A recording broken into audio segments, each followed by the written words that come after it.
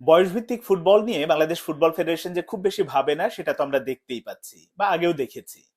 তারপরেও একজন ক্ষুদ্র সংবাদকর্মী হিসেবে আমার কাছে মনে হয়েছে যে দেশে কিংবা দেশের বাইরে যেসব তরুণ সম্ভাবনাময় ফুটবলার আছেন যারা এখনো ফুটবল ফেডারেশনের দৃষ্টিতে আসেনি বা তাদের খোঁজ পায়নি, এরকম দু একজনের কথা যদি তুলে ধরি, তারা তাদের যদি আসলে ফুটবল ফেডারেশন কাজে লাগায় সেটা তো দেশের ফুটবলের জন্যই ভালো। সেরকমই একজন ফুটবলারের কথা আজ একটু বলতে চাই আপনাদের। তিনি হচ্ছেন আইমান খান। বাংলাদেশে জন্ম নেয়া, বেড়ে উঠেছেন সুইজারল্যান্ডে, সেখানেই খেলেন। তার বয়স 15 চলছে। সেখানকার এফসি বার্ন নামে একটা ক্লাব আছে সুইজারল্যান্ডের, ওই ক্লাবে খেলেন বয়সভিত্তিক পর্যায়ে। অনূর্ধ্ব 15 পর্যায়ের যে লিগ আছে সেখানে তিনি খেলে থাকেন। এবং তার মধ্যে যে আলাদা সম্ভাবনা আছে, ভালো গুণ আছে, সেটা তো বলার অপেক্ষা রাখে না। তিনি নিয়মিত ম্যাচ খেলেন, এমন না যে ওই ক্লাবের বিভিন্ন থাকে না যে শুধুমাত্র ভর্তি হয়ে আছে খেলছে, ব্যাপারটা আসলে তা না। তিনি নিয়মিত ম্যাচ খেলেন, গোল পান, এরকম অনেক কিছুই আছে। তো বয়সভিত্তিক পর্যায়ের একজন ফুটবলারকে নিয়ে শুরুতেই খুব বেশি প্রশংসা করা বা অনেক বড় করে দেখানোর পক্ষে আমি না।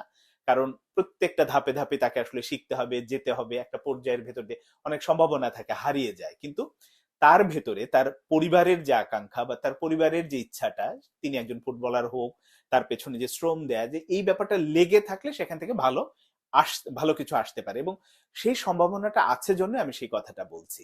এবং আইমান খান একজন মিডফিল্ডার। তিনি খুব ভালো, মানে ড্রিবলিং এ যদি ম্যাচের কথা বলি, ম্যাচ যেহেতু নিয়মিত খেলেন, তার বেশ কিছু ভিডিও ফুটেজ আমি দেখেছি। তার ড্রিবলিং দক্ষতা অসাধারণ। তার চেয়েও বড় ব্যাপার, তার সাথে যারা কাজ করে, মানে তার, আমি প্যারেন্টস এর কথা বলছি না, আরো যারা আনুষঙ্গিক তার সঙ্গে আছে, এরকম দু একজনের সাথে কথা বলে যেটা জেনেছি যে তার গেম সেন্সটা অসাধারণ। এই যে গেম সেন্স যে ব্যাপারটা, এটা কিন্তু খুব গুরুত্বপূর্ণ একটা, মানে এই বয়সে যদি ওই বিষয়টা রপ্ত করে বা নিজের ভেতরে চলে আসে, সেটা কিন্তু যত বড় হবে তার ওই মেধাটা আরো ভালো হবে। তো সেইখান থেকে আইমান খানের সম্ভাবনাটা ভালো, এটা নিয়ে অবশ্যই কোনো সন্দেহ নাই। এখন এই যে সম্ভাবনা বলছি, ভালো খেলছে, তিনি কতদূর যাবেন সেটা হয়তো পরের বিষয়, সেটা আমরা পরবর্তীতেই দেখতে পাবো। কিন্তু এই সম্ভাবনাময় তরুণ ফুটবলার যারা বয়স ভিত্তিক পর্যায়ে বাংলাদেশের জন্য কাজে লাগতে পারে, বাংলাদেশের জন্য ভালো হতে পারে, তাদের কাজে লাগানোর কাজটা তো আসলে করতে হবে ফুটবল ফেডারেশনকে। কারণ আমি হয়তো তুলে ধরলাম, আরো একজন তুলে ধরলো, অন্য আর একজন তুলে ধরলো, কিন্তু এই যে তুলে ধরছে, তুলে ধরার মধ্যে সীমাবদ্ধ থাকলে তো আসলে হলো না। মূল কাজটা ফুটবল ফেডারেশনকেই করতে হবে। এবং ফুটবল ফেডারেশনের ওই জায়গাটাতেই যে অনীহা আছে, সেটা তো আমি শুরুতেই বললাম যে তারা বয়সভিত্তিক ফুটবল নিয়ে খুব বেশি হয়তো ভাবে না।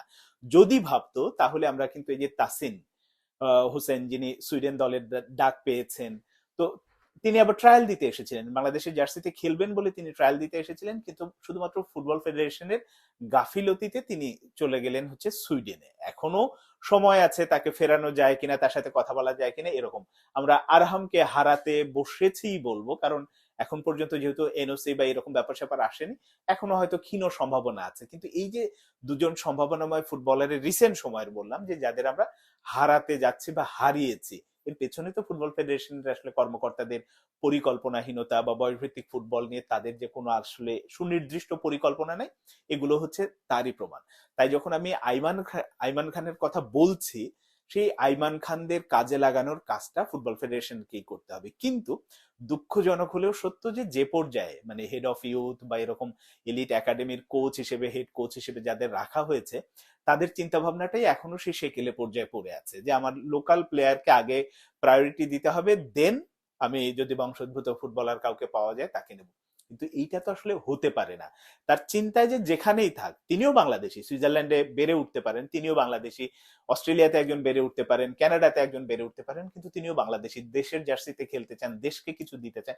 তো ওই জায়গা থেকে প্রত্যেকেই সমানভাবে, আপনি যদি বাংলাদেশের রেজাল্টের কথা চিন্তা করেন, অবশ্যই সব জায়গা থেকে, আমি লোকাল প্লেয়ারকে ইগনোর করার পক্ষে না, তারাও থাকবে, এরাও থাকবে, সব মিলে আমার দলটা যাতে ভালো হয়, একটা ভালো দল হলে ভালো রেজাল্ট আসবে, সেটাই হচ্ছে দেশের জন্য উপকার হবে। এবং আমরা ফুটবল ফেডারেশনের কথা বলতে পারি যে ফুটবল ফেডারেশনের এখন চিন্তাটাই জাতীয় দল কেন্দ্রিক হয়ে গেছে, যে হামজা সমিত সোমদের মাধ্যমে ম্যাচ হলেই এখন উপচে পড়া ভিড় হয়, টিকিট বিক্রি হচ্ছে, কোটি কোটি টাকা ইনকাম হচ্ছে।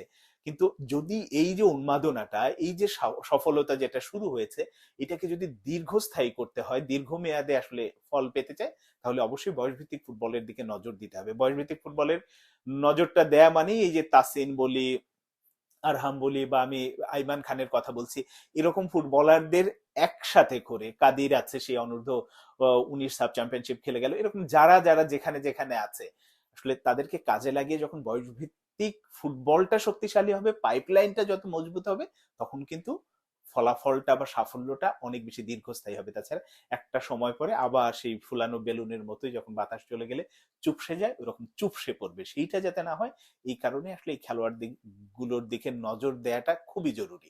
আমি শুধুমাত্র মরক্কোর উদাহরণটাই, মরক্কো যে রিসেন্ট তো আরব কাপে তারা চ্যাম্পিয়ন হলো,